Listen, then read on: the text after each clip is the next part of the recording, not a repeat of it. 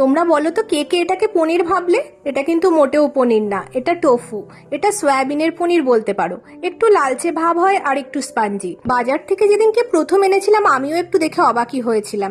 যাই হোক, আর বেশি কথা বলবো না, চলো রান্নায় চলে যাই। এগুলোকে আমি পনিরের মধ্যে কিউব কিউব করে কেটে নিয়েছি আর ঘিতে একটু হালকা করে ফ্রাই করে নিয়েছি।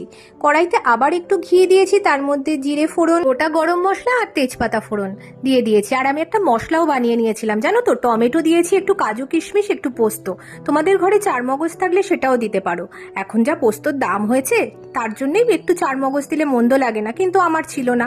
দিয়ে আমি বেশ মশলাটাকে ভালো করে কষে নিয়েছি। দিয়ে দিয়েছি টোফুগুলোকে, যেগুলো আগেই আমি একটু ফ্রাই করে রেখেছিলাম।